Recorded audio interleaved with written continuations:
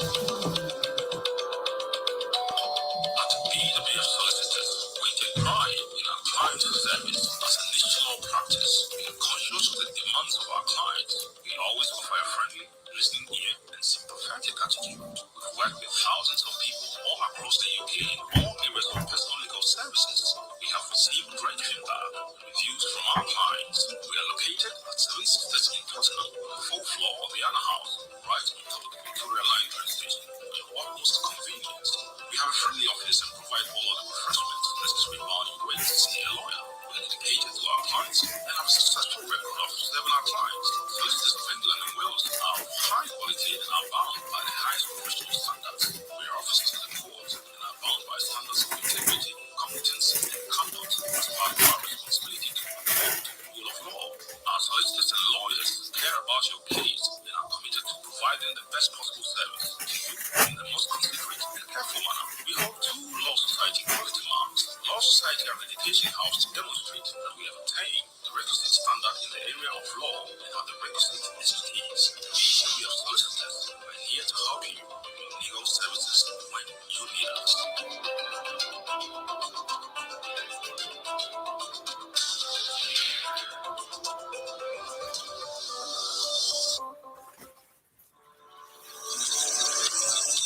Victor Estates provides professional and reliable service to landlords, investors, and tenants.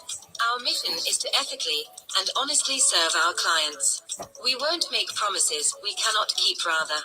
We present a clear picture of the reality we can offer. We are here to help you with long and short-term let, property management, cash buys for quick sales, stop repossession, and mortgage arrears. For all your property needs, look no further. Visit us at www.victonestates.co.uk or call us on 07448619711. Victon Estates, your property is our pride.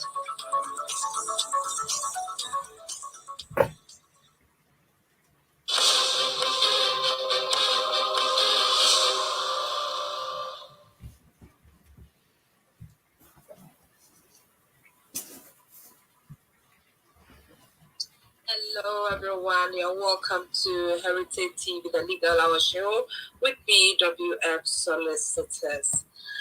This program is sponsored by BWF Solicitors, Victon Estates, and Legal Heights International School.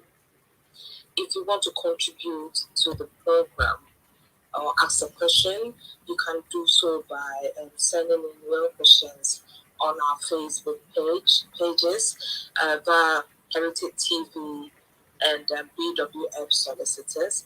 You can also call in live on 0744 8619 The number again is 0744 8619 Please share this very educative program for others to also benefit from it. Today, as usual, I've got my experienced solicitor and partner of BWF Solicitors with me in the person of Mrs. Eunice Achampong, and she's going to take us through today's topic, which is children with automatic right to British citizenships applying for a passport outside the UK. So let me quickly introduce Laura Eunice, and of course, I'm your host, Vicky Newton.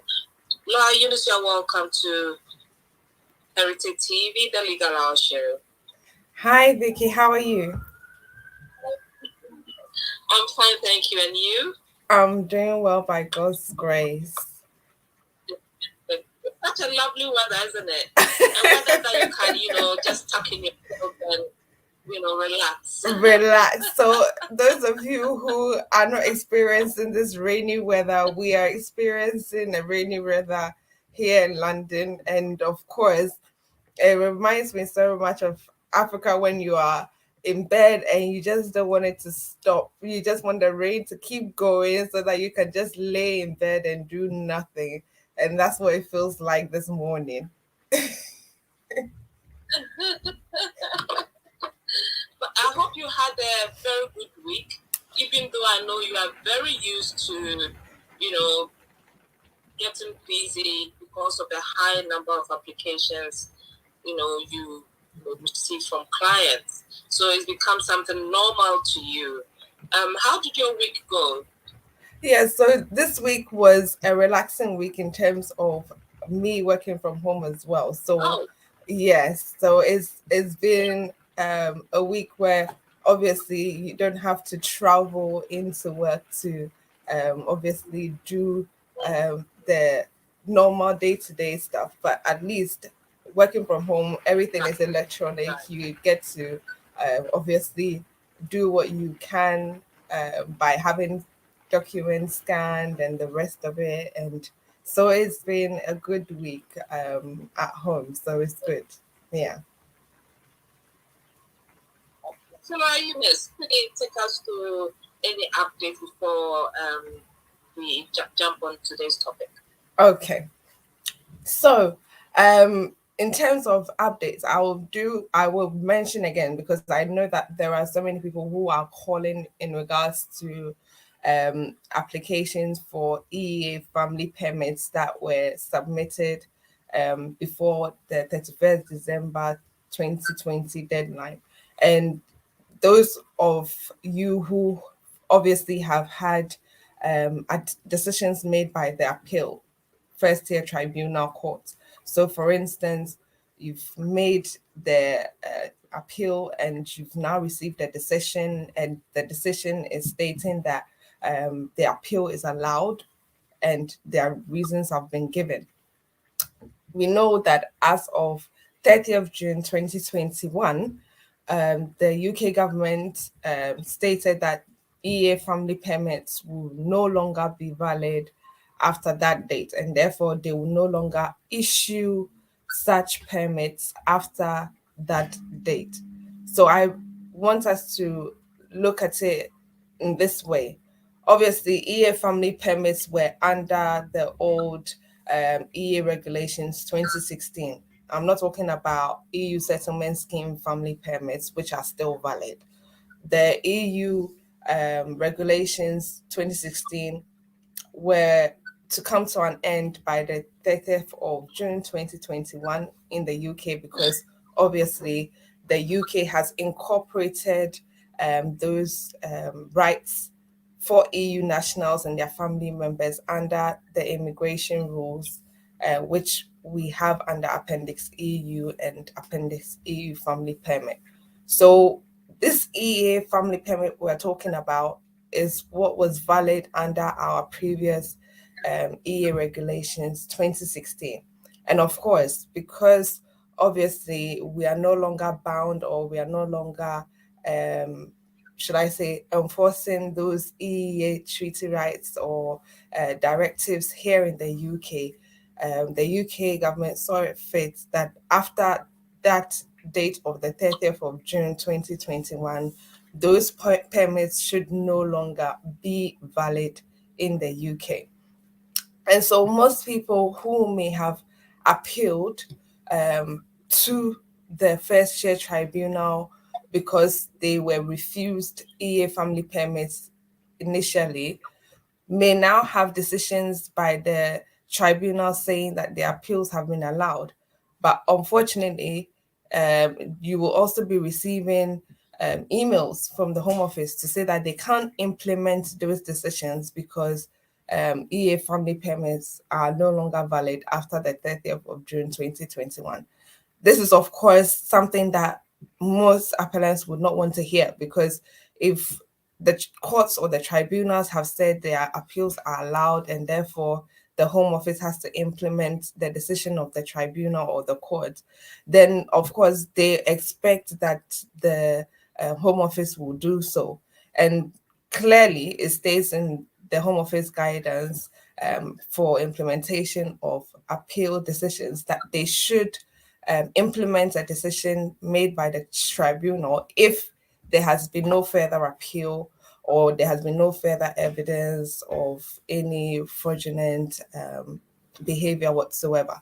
So if it comes down to implementing these decisions, of course, because the Home Office is sending out such emails, it means that Either you choose to go down the judicial review route, which is to say that the Home Office were wrong in sending that email to say that they were not going to implement the decision by the court, or you say to the Home Office, we clearly see that a lot of people are going to have decisions that are going to be allowed. And we believe that it is right that you offer some sort of resolution. So, even under our Appendix EU of our immigration rules, you see that a relevant document includes an EA family permit, even under the old rules. And with that, a person who is a family member of an EU national can then apply for residence card if they were to make that application. So it's important that at least they issue such a permit so that it is able, the person who is an appellant or the person who is a family member of the EA national is able to then make the application under the EU settlement scheme. Of course, we know that the Home Office are very rigid sometimes, and they need some force in terms of people making some complaints and people enforcing their rights.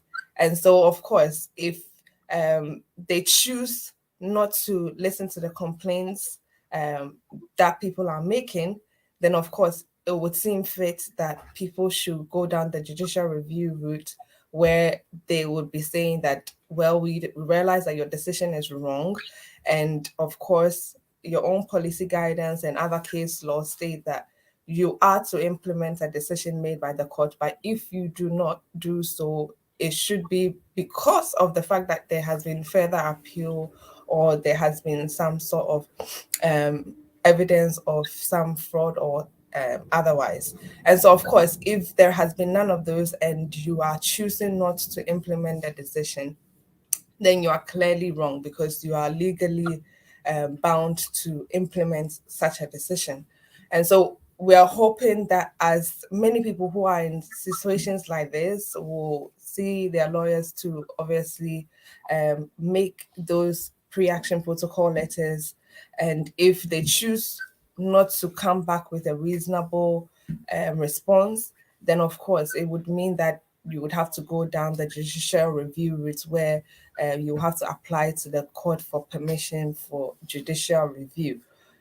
We're really hoping that they will make some sense of all of this, because there are still many appeals in the pipeline, and quite a few, appeals to be lodged as well. And so I'm hoping that they will make up their minds in terms of granting these EA family permits to these family members, so that at least if they can make the applications under the EU settlement scheme, then that way they will be able to make those applications as well.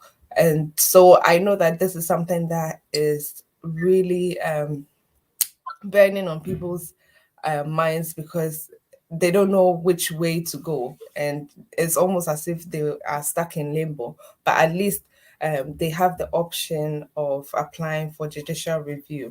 But let's also see what the Home Office will respond by, hopefully the end of this month, or um, sometime later on in the future, to say that, of course, if they will grant these EA family permits, then at least it will give these family members a chance to make those valid applications under the EU settlement scheme. So this is just a bit of an update for those of us who are currently waiting for those issuance of family permits, or are currently at the appeal stage, and we're hoping that the appeal will be allowed, and what can follow on after that. Okay. Now, so now we will go to our main topic for today. Children with automatic right to British citizenship applying for a passport outside the UK. Mm. Eunice, what makes a child automatically British? Okay, so first of all, it's good to look at why, of course, the rules or the law would say that a child can be a British citizen automatically. And the first place to look at will be our uh, British Citizenship, or shall I say, our British Nationality Act of 1981. Okay. So even though it says it was 1981, the act did not really come into force, or it was not really working until 1983. And so, of course, you have this act which came into force. Sorry about that. So you have this act that came into force in January of 1983. And then, of course, you have uh, the children, for instance, who were born in this country before that time.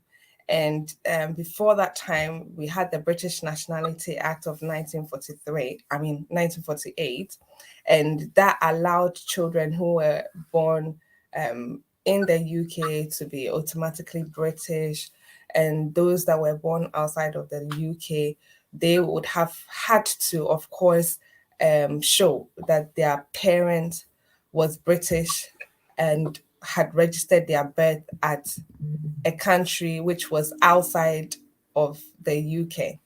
So, of course, you had people who were born outside of the UK who would normally not be able to register after the 1981 Act came into force. But if you look specifically at um, the British Nationality Act, any child who was born in the UK, regardless of where their parents were from, if their parents were able to show that they were settled, which means that they had indefinite leave to remain in the UK, or if they were able to show that they were British, they would be able to then say that their child was automatically British under Section 11 of the British Nationality Act, and then apply for a passport for their child. Or if they were saying that for one reason or the other, maybe at the time that the child was born, they hadn't yet acquired settled status, but whilst the child was still under the age of 18, they were able to obtain settled status, or they were able to obtain indefinite leave to remain, and maybe they've also become British. They can also apply for that child to be, should I say, granted British citizenship. Then you have the category of children who are born outside of the UK. So those children who were born outside of the UK, you have Section 2(1), for instance, of the British Nationality Act 1981, stating that those children, at least if they are able to show that their parent was a British citizen otherwise than by descent. So if we say somebody is British otherwise than by descent, um, it means that that person did not derive their British citizenship from their parent, or they did not, should I say, have it given to them because their parent was British or was settled here in the UK. So if such a person were to have a child outside of the UK, then it means that they can pass on their citizenship to their child.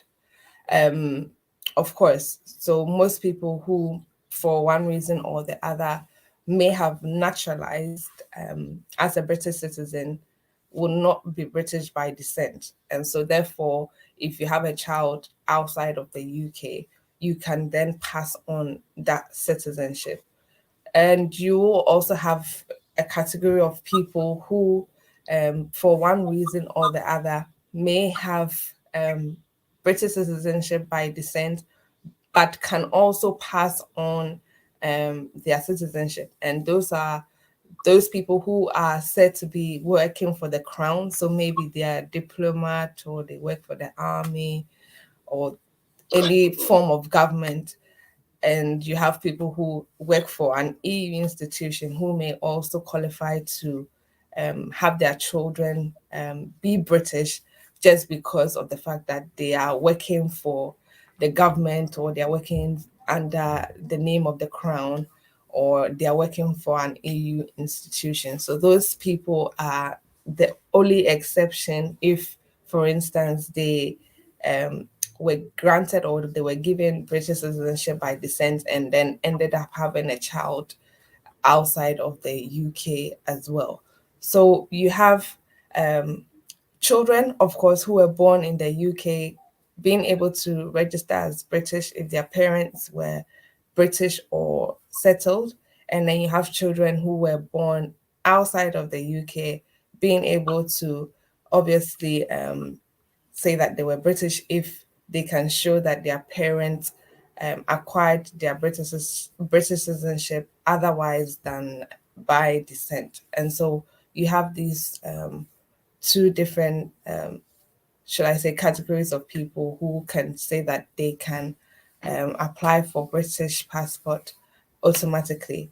And of course, it is important to know that during the time that the 1981 Act was put into force, the category of people that could make these applications were either if you could show that your parent, either your father or mother, was British, and if they were not married at the time, you needed to provide some sort of evidence to obviously show that of course, even though they were not married to either your father or your mother at the time of your birth, um, this is evidence to show that the one parent who is British was the one that obviously had citizenship and obviously um, went on to pass on that citizenship to you, who is the child outside of the UK.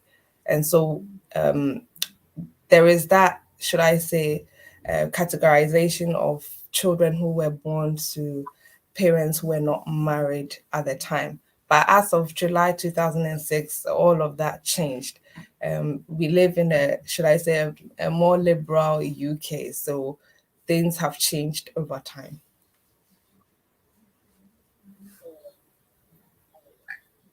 Ladies and gentlemen, if you've just joined us, this is the Legal Show on Heritage TV with BWF Solicitors. And with me is one of the experienced solicitors and also a partner at BWF Solicitors in the person of Mrs. Eunice Achampong. Today we will be discussing children with automatic rights to British citizenship applying for passports outside the UK. If you want to contribute to the program, join us on our Facebook page at Heritage TV and BWF Solicitors, and we'll be able to pick up your contributions or questions and discuss it on today's show. If you prefer to live on this platform, you can do so on 0744 8619 711. The number is 8619 711. Right. Coming back to Laura Eunice. Hello, Laura Eunice, are you there? Yes, I am. Oh, okay. Right. Laura Eunice, any difference between applying for the British passports in the UK and outside the UK? Is there any difference?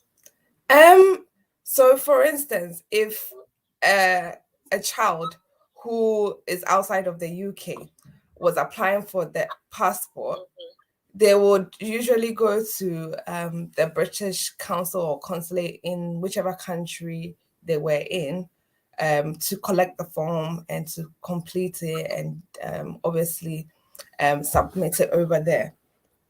Whereas if, for instance, a parent over here were to be making the application they will be filling in the form here, and obviously would send the documents here in the UK, because it's a UK address that is being used, or which is given for the form. Yeah. So it's a paper form, and the payment slip is also attached when you want to print out the form.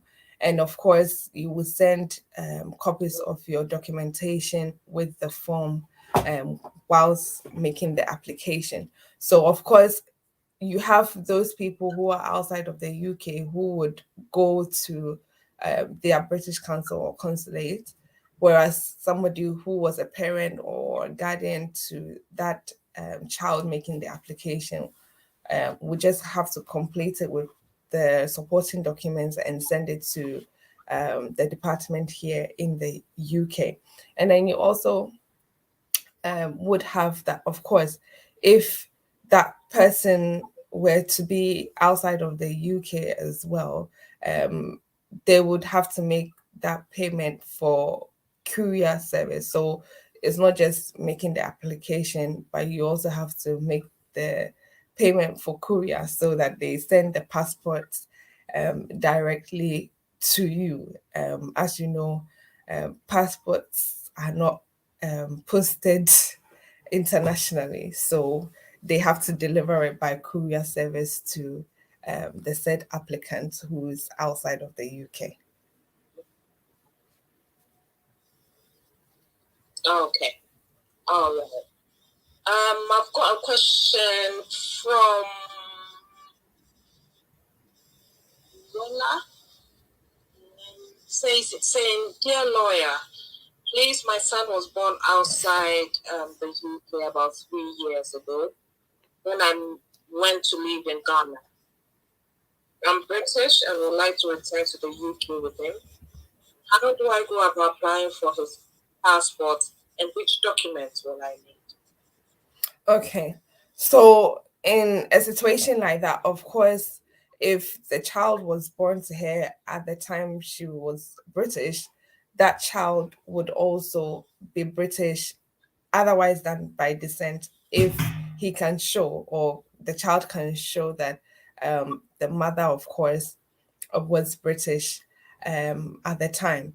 And so, of course, if she is now living in Ghana and she's saying that she wants to make the application for this child, usually she will have to fill in a form called a UKM form to show that, of course, this child is deriving citizenship from the mother. And so once she's completed that UKM form, they would then go on to basically assess her the child's citizenship. And so she would need to add with the application the child's birth certificate, which will show the relationship between her and the child.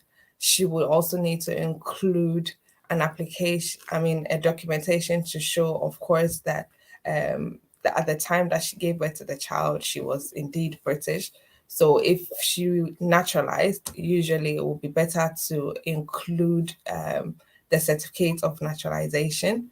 And of course, she can include her passport as well. Let's remember that it's the certificate that makes her British. It's not the passport. So it's the certificate. So she needs to include that certificate of naturalization. Of course, she can also include any other evidence which shows that, of course, this child was born to her in Ghana. So if apart from the birth certificate, she wants to include any form of weighing book or whatever it is that shows the place of this child's birth, she can include that as well. I know that sometimes with these applications, they would usually ask for the birth certificate of the parents, including the grandparents as well. And sometimes if you ask yourself, why are they asking for birth certificates of the parents and the grandparents? And that's because usually if the parents of the child derived their citizenship from the other parent, that would mean that, of course, they had their citizenship by descent. And so they would want So, to see if the birth certificates will show that this parent of the child is already British because their parents were also British. And so that's why they asked for British. yes, all of these evidences so that they can see how this child derives their citizenship. So of course, if the parent would naturalize as a British citizen, sorry, then they wouldn't have to include birth certificates of their parents um, or evidence of their birth certificate in terms of this application, because of course it wouldn't really show much. So for instance, if the parent was born in Ghana, then of course including her birth certificate wouldn't prove much, because of course it would just show that she was also born in Ghana. And of course if her parents are also Ghanaian, then there isn't any suggestion that of course the uh, parents were British beforehand.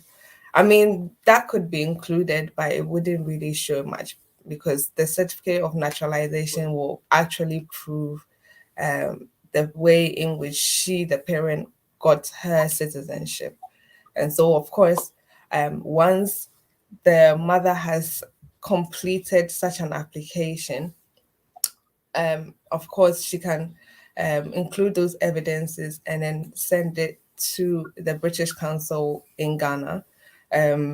If she thinks that she can do it on her own, she can go online, complete the form, and then, of course, include the evidences and post them to the address, which will be on the UKM form, which I'm sure she can find online.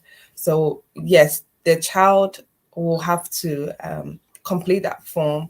And then once the decision has been made for the child, they would give the child that certificate to show that they are indeed British, and then they can then apply for the passport to enter the UK. All right. Right. Next question. She doesn't want. She wants to remain anonymous. I had a daughter born to me about 10 years ago in Nigeria, and would like to bring her to the UK. At the time of her birth, I had indefinite leave to remain and resided in the UK, as I do now. Will she qualify as someone who is automatically British?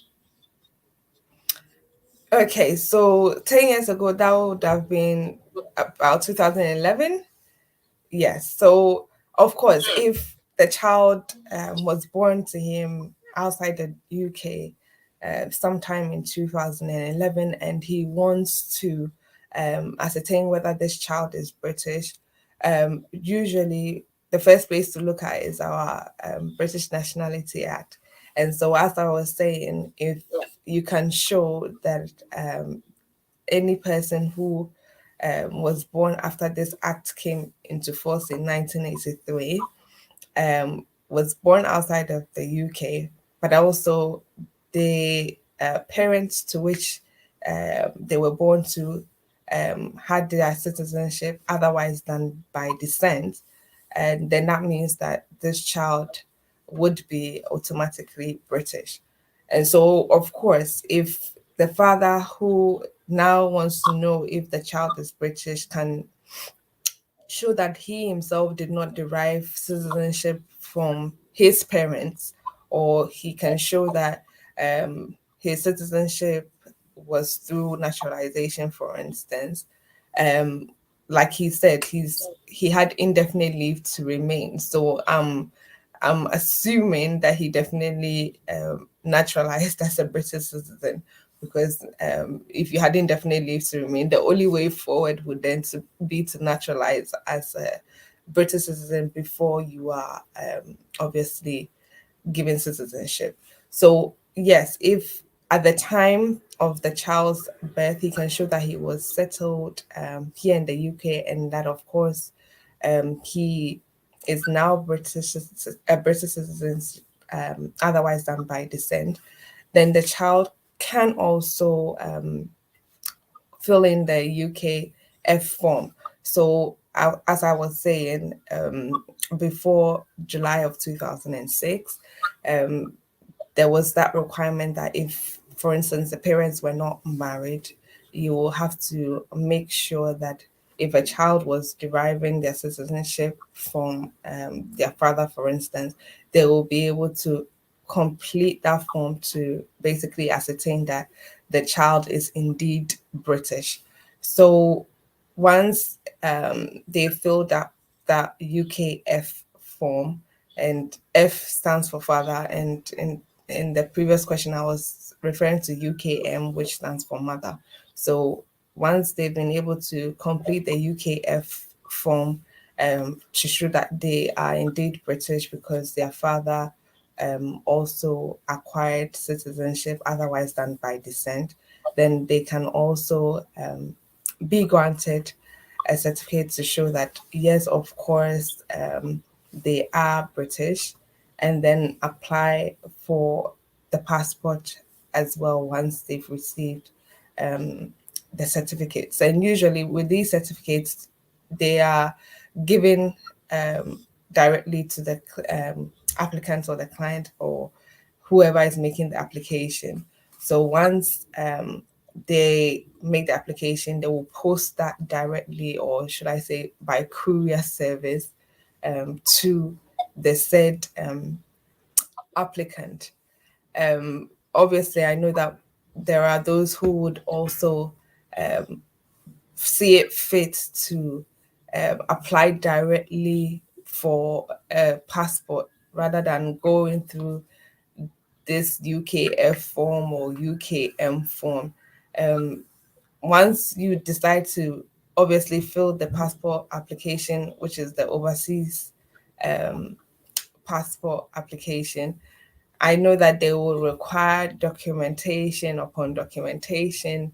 And so it seems right that you complete the UKF form and the UKM form regarding either whether you have derived your citizenship from your mother or from your father, to be able to then apply for the passport much more quickly, because it will still ask you for all of these documentation if you didn't fill out one of these other forms. So I would suggest that rather than just complete the passport application directly because the child is automatically British by law, you can fill in these forms, submit the required documentation so that when you apply for the passport itself, it is not a long winded application where they are requesting for more documentation just to prove that indeed this child is British. Okay, right. Um,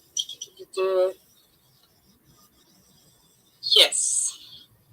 This question is for now. He said, I was born outside the UK in 1981, and my father was British. I came to the UK on a visit visa, and I have remained here since. Will I qualify for British citizenship? Okay, so this is somebody who was born before our British Nationality Act of 1981 came into force.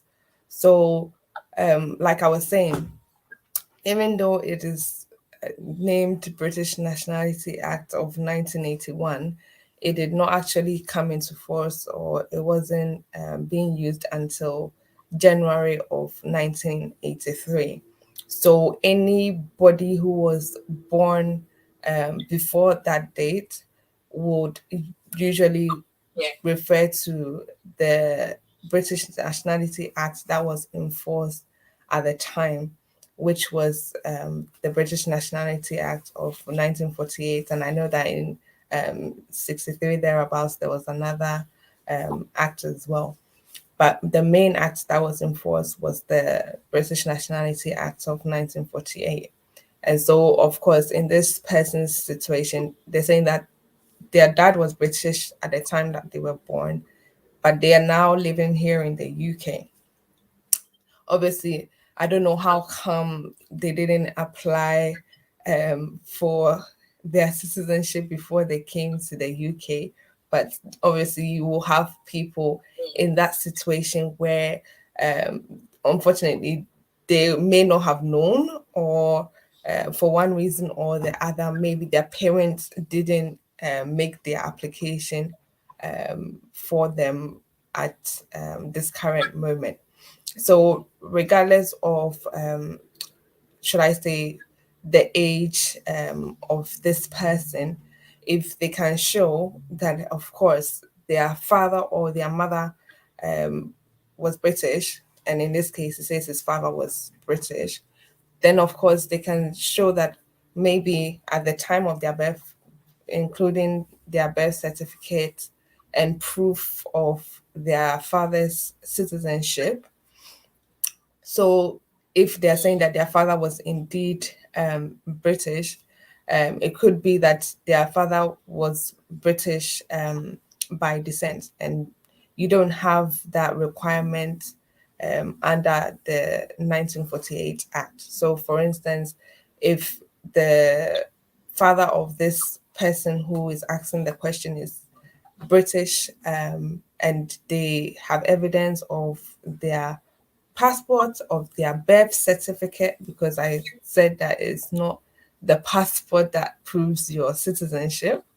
It is either that you are showing that your parents were British, or that you naturalized, or that of course your parents were settled at the time. Then of course they would have to show by way of their parents' birth certificate or their parents' naturalization. But I'm sure maybe it might be the fact that their parents were British, probably by birth, and therefore they also had their citizenship by way of their parent.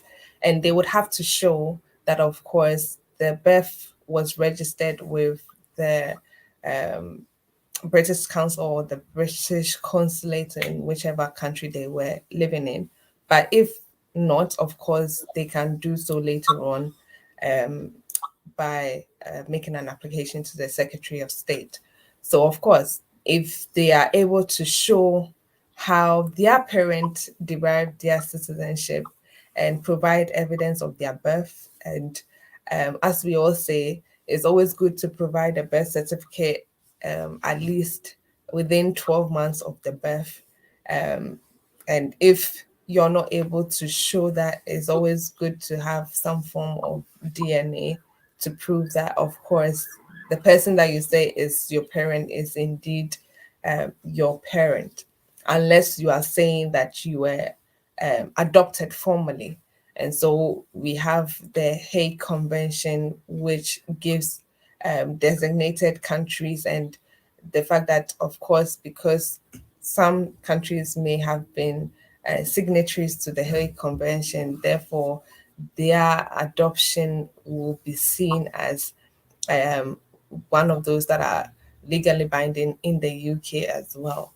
So, of course, if he was adopted, then they will have to provide the right adoption documentation to prove that.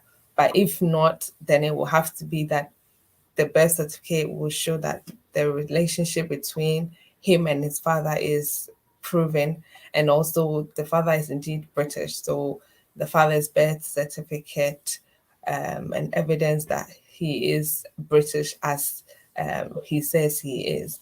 And of course, if he is able to also show that his father, I don't know whether his father was living outside of the UK at the time or was living here in the UK, but whichever way it is, if he's able to prove that at the time of his birth, his father was in the country in which he was born, and so on and so forth, especially because they want to know that the relationship is indeed a genuine one.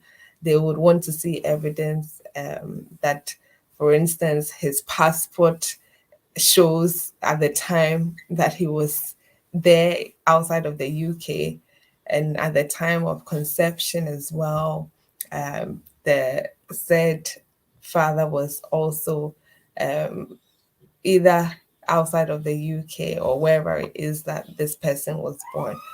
So they want all sorts of evidence to prove the relationship and also to show citizenship, so that of course they can grant this person their certificate, to show that of course they are indeed British.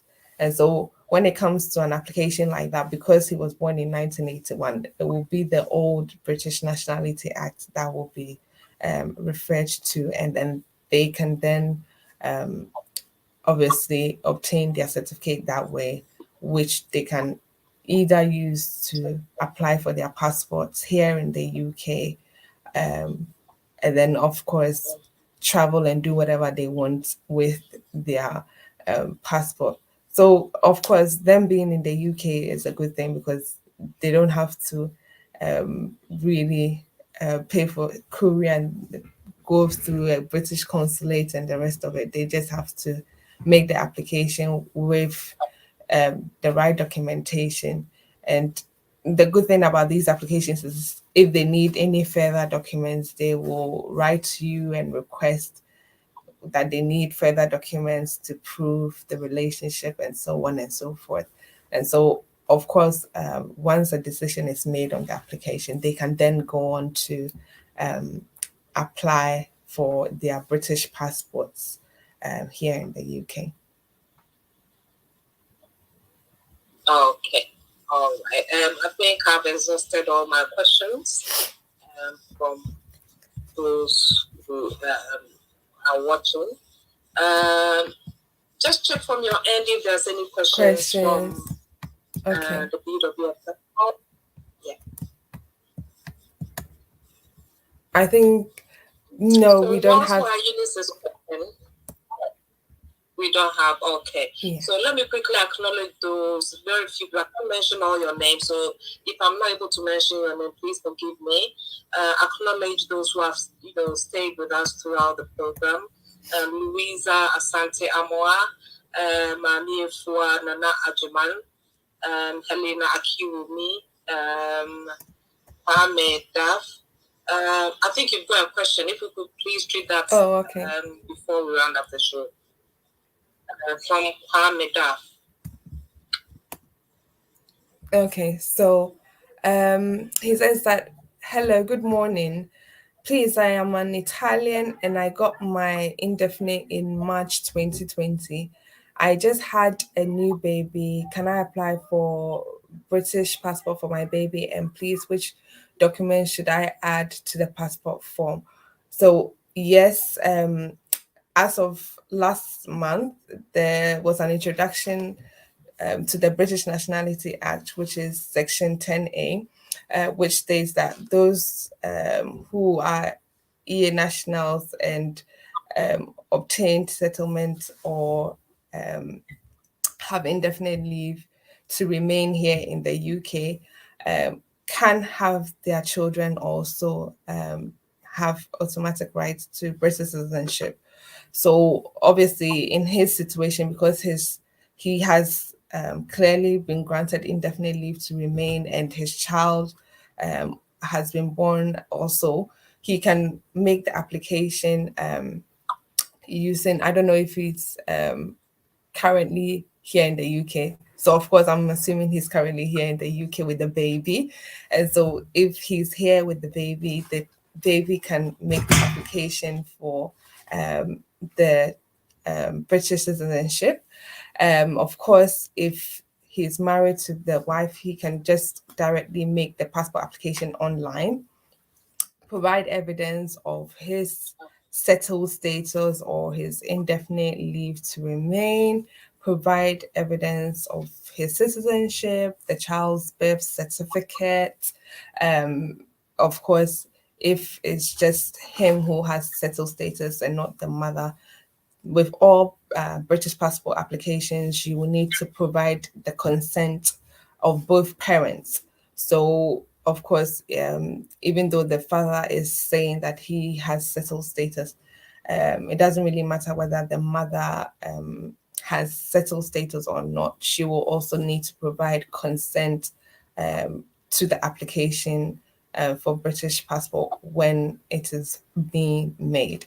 And so, yes, he can make the application because of the introduction of Section 10A of the British Nationality Act, and his child will be granted British passport. Okay. So I believe that Kwame Dab is happy with the answers you gave him. Yeah, If he says needs he's not further married. assistance, Yeah. I believe right. Lawyer Eunice is going to give us her details for anyone who would like to contact her, with any further queries. Lawyer Eunice, please, if you don't mind, your contact details. Okay. So, Kwame, I'm sure that there are other people like you who are also wanting to find out if they can make these applications for their children. And so, if you want to make further inquiries or you need our legal assistance, please do not hesitate to contact myself. My number is 075 35 813910. And as Vicky said, we are situated in London. So BWF Solicitors, our address is the 4th floor of Anna House. So 4th floor Anna House, 214 to 218 Tottenham High Road, London. Our postcode is N154NP. So N154NP, and our telephone number is 0208 493 7340. So 0208 493 7340. We are open from Monday to Friday from 9:30 a.m. to 6 p.m. And of course, if you want to contact us out of office hours, my number again is 075 35 813910. On that note, ladies and gentlemen, we come to the end of this program. My great appreciation to Lawyer Eunice, making time to come your way every Saturday to educate us. I also thank the team at BWF Solicitors. And also a big thank you to Victor Estate, also sponsoring this program, and Eagle Heights International School. Until we meet again next week, take care of yourself and stay safe. Bye-bye.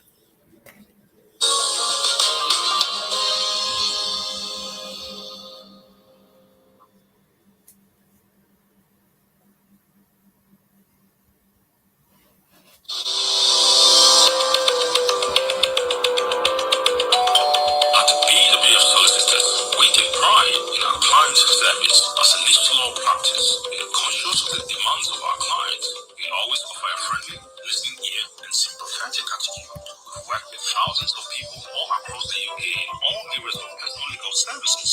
We have received great feedback, reviews from our clients. We are located at 7 Sisters in Tottenham, on the 4th floor of the Anna House, right on top of the Victoria Line train station, with utmost convenience.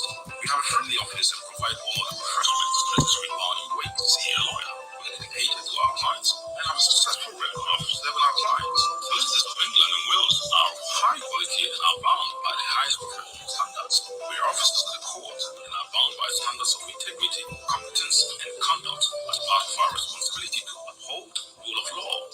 Solicitors and lawyers care about your case and are committed to providing the best possible service to you in the most considerate and careful manner. We hold 2 Law Society quality marks, Law Society Accreditation House, to demonstrate that we have attained the requisite standard in the area of law and have the requisite expertise. BWF Solicitors are here to help you with your legal services when you need us.